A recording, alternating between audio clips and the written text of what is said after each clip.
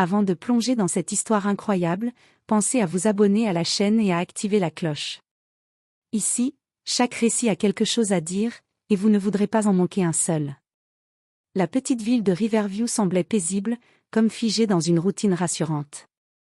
Les habitants se saluaient dans les rues, les enfants jouaient sur les trottoirs, et la vie s'écoulait doucement. Pourtant, derrière cette façade tranquille, des tensions couvaient.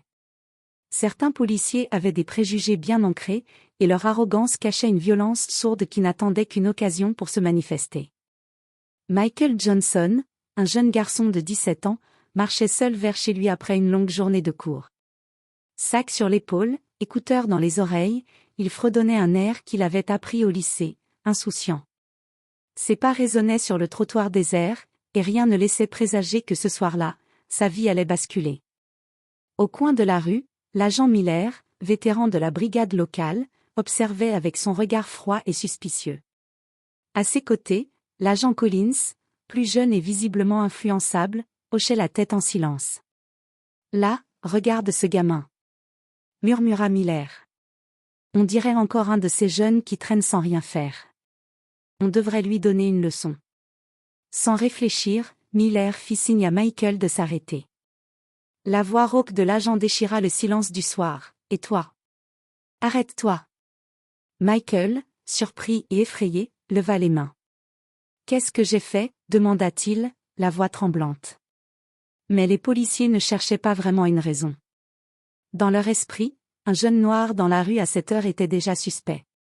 Ils ignoraient tout de lui, son âge exact, ses fréquentations, et surtout, l'identité de sa mère.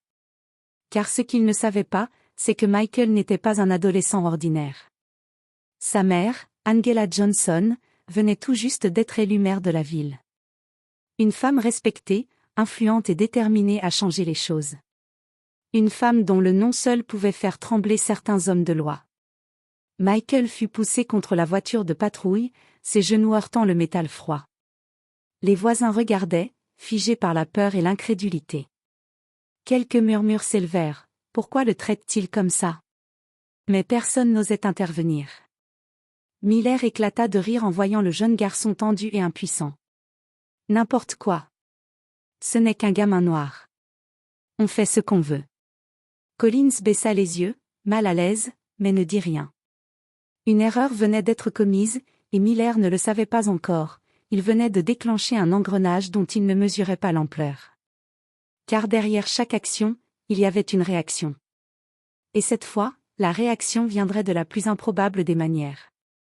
Quelques minutes plus tard, Angela, ignorant tout de la scène, rentra chez elle après une réunion municipale tardive. Une de ses assistantes l'attendait, le visage pâle et l'air inquiet. « Madame la maire, c'est à propos de Michael. » En entendant le nom de son fils, le sang d'Angela ne fit qu'un tour. Une colère sourde et froide monta en elle.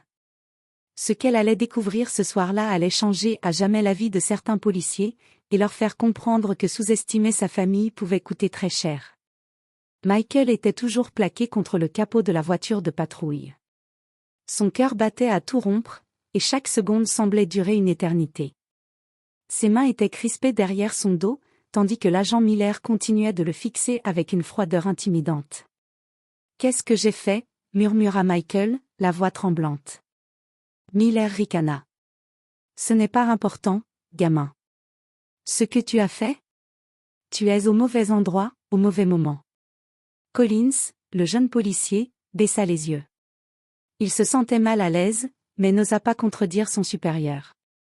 Michael sentit cette hésitation, et un maigre espoir de justice s'éveilla dans son esprit. « Allez, mets-toi dans la voiture » ordonna Miller, en ouvrant la portière arrière. Michael obéit, ses genoux heurtant le métal froid et dur. Les sirènes ne se déclenchèrent pas encore, mais le poids de l'humiliation et de la peur était suffocant. Les voisins s'étaient rassemblés sur le trottoir, certains chuchotant, d'autres simplement figés par la peur. Parmi eux, quelques personnes prirent leur téléphone, enregistrant la scène. « Pourquoi le traite-t-il comme ça ?» murmura une femme, horrifiée. Michael fut conduit jusqu'au poste de police. À chaque pas, il sentait le regard lourd des policiers sur lui. Il avait l'impression que le monde entier le jugeait pour une faute qu'il n'avait pas commise. Pendant ce temps, Angela Johnson, sa mère, terminait une réunion municipale. Une de ses assistantes s'approcha précipitamment. « Madame la maire, votre fils, il vient d'être arrêté. » Angela sentit son cœur s'arrêter. Elle n'avait pas eu le temps de comprendre pleinement les implications. « Arrêté ? Pourquoi ? » demanda-t-elle, la voix serrée par l'inquiétude. « Les policiers, ils disent qu'ils avaient un soupçon, mais... » L'assistante s'interrompit, consciente que la situation pouvait rapidement dégénérer. Angela attrapa ses affaires et quitta le bâtiment d'un pas rapide. Chaque seconde qui passait amplifiait sa colère et sa détermination. Elle savait que Miller et son équipe venaient de commettre une grave erreur, et qu'ils allaient en subir les conséquences. Au poste, Michael était assis sur un banc, les mains menottées, entouré de policiers qui semblaient insensibles à sa peur. Miller s'approcha, le regard froid. « Tu sais, gamin, certains apprennent les leçons à la dure. » Michael releva la tête, et pour la première fois depuis le début de cette arrestation, un éclair de défi brilla dans ses yeux. Il ne savait pas encore comment, mais il allait prouver que personne, pas même la police, ne pouvait le traiter injustement sans conséquence. Et dehors, Angela approchait du poste, prête à imposer son autorité. Ce qu'ignorait Miller, c'est que sous-estimer la mère de Michael serait une erreur qu'il regretterait amèrement. Le moteur de sa voiture rugissait tandis qu'Angela filait à toute vitesse vers le commissariat. Son esprit bouillonnait de colère et d'inquiétude. Comment osaient-ils arrêter son fils sans raison ? Sans preuve ? Sans même savoir qui il était ? À l'entrée du poste, Angela ne perdit pas de temps à saluer qui que ce soit. Elle franchit les portes avec une autorité qui imposa immédiatement le silence. Les policiers présents se figèrent. Même le jeune Collins détourna le regard, sentant que la situation venait de dépasser le cadre professionnel pour devenir personnel. Miller, surpris par cette intrusion soudaine, haussa un sourcil. « Madame ?» Angela ne répondit pas. Elle s'avança droit vers le comptoir, et sa voix, ferme et glaciale, retentit dans tout le hall. « Où est mon fils ?» Miller se redressa, tentant de garder un air dominateur. « Votre fils, nous l'avons arrêté pour suspicion. » Angela ne supporta pas la moindre hésitation. Elle s'approcha de Miller, son regard brûlant de détermination. « Pour suspicion, de quoi exactement ? Vous l'avez traité comme un criminel, poussé contre votre voiture, humilié devant tout le monde, et vous osez m'appeler pour me donner des excuses ridicules ? » Les autres policiers se regardèrent, mal à l'aise. Angela était connue dans la ville, mère, influente, respectée. Même Miller sentit un frisson d'inquiétude. Il avait sous-estimé le poids du nom, Johnson. « Libérez-le immédiatement », ordonna Angela, sa voix devenant impérative. « Et vous, Miller, rappelez-vous ceci, sous-estimer une mère déterminée peut vous coûter très cher. » Collins murmura à Miller, « Je crois qu'on a vraiment merdé. » Miller, pour la première fois, sentit le sol se dérober sous lui. Angela n'était pas là pour discuter. Elle exigeait justice, et personne dans ce commissariat n'oserait la défier ouvertement. Quelques instants plus tard, Michael fut libéré des menottes et courut dans les bras de sa mère. Ses yeux brillaient de soulagement, mais aussi de colère, il savait que cette injustice aurait des conséquences. Angela le prit par les épaules et le regarda droit dans les yeux. « Ça va aller, mon fils. Mais crois-moi, personne ne pourra jamais te traiter ainsi sans payer le prix. » Dehors, les voisins qui avaient assisté à l'arrestation murmuraient, impressionnés. La colère d'Angela et son autorité avaient changé le cours des événements en quelques minutes. Miller et son équipe venaient de découvrir que sous-estimer la famille Johnson n'était pas seulement une erreur, c'était un grave danger pour eux-mêmes. À peine Michael avait-il franchi les portes du commissariat qu'Angela prit le contrôle de la situation. Les policiers présents sentaient la tension monter à chaque seconde. Miller, qui quelques instants auparavant riait avec arrogance, était maintenant silencieux, incapable de soutenir le regard de la mère. « Écoutez-moi bien, » dit Angela d'une voix ferme, résonnant dans le hall. « Ce que vous avez fait à mon fils n'est pas seulement injuste, c'est inacceptable. Je veux des explications claires et immédiates. » Collins, le jeune policier, se racla la gorge. « Nous pensions simplement. » « Vous pensiez ?» coupa Angela, ses yeux lançant des éclairs. Vous pensez que vous pouvez arrêter un adolescent parce qu'il est noir, et que cela restera impuni? Vous êtes en train de franchir la ligne, et vous allez en subir les conséquences. Miller tenta de garder son arrogance, mais il pouvait sentir la peur monter en lui.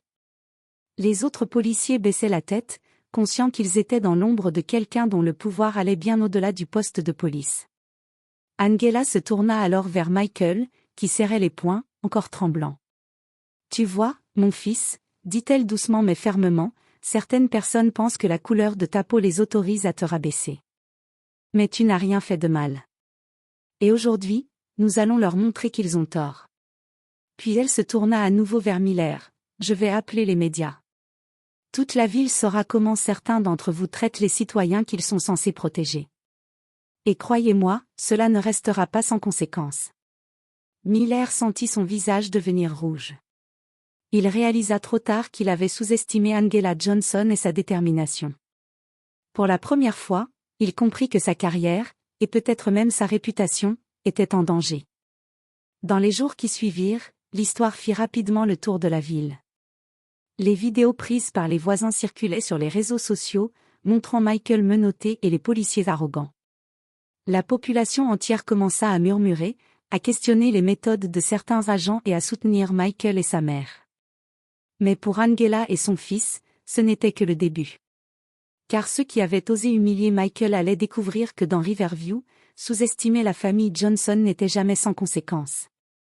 Quelques jours après l'arrestation injuste, le commissariat était en pleine effervescence.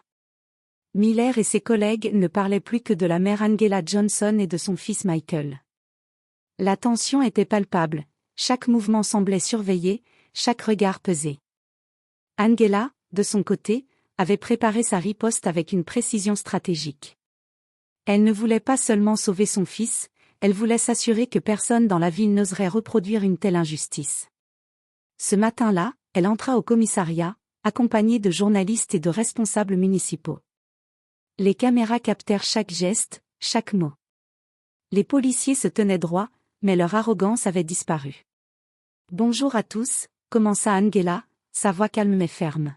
« Je suis ici pour m'assurer que justice est faite, et que les méthodes de certains agents de ce poste de police soient examinées. » Miller tenta de répliquer, « Madame la maire, je... » Angela leva la main, l'interrompant, « Silence. Vos excuses ne suffisent pas. Vous avez arrêté mon fils sans raison, l'avez humilié et mis en danger. Et ce n'est pas seulement à moi que vous devez des comptes. C'est à toute la ville. » Les journalistes prirent note, les caméras filmaient, et chaque mot résonnait dans la salle. La population allait bientôt savoir exactement ce qui s'était passé. Michael, debout aux côtés de sa mère, observa la scène avec un mélange de fierté et de soulagement. Il avait été la cible d'une injustice flagrante, mais grâce à sa mère, il voyait que le pouvoir de la vérité et de la détermination pouvait renverser l'arrogance et le racisme. À ce moment précis, Miller sentit que sa carrière était compromise. Les plaintes officielles, la diffusion des images et l'attention médiatique signifiaient que sa réputation et celle de ses collègues étaient ternies à jamais. Angela se tourna vers son fils et lui sourit, « Rappelle-toi toujours, Michael, la dignité et la justice sont plus fortes que la peur et l'arrogance. » Les policiers, humiliés et impuissants, comprirent que sous-estimer quelqu'un, surtout une mère déterminée, avait un prix. Et pour Miller, cette leçon resterait gravée à jamais, la haine et le racisme ne peuvent triompher face à la vérité et au courage.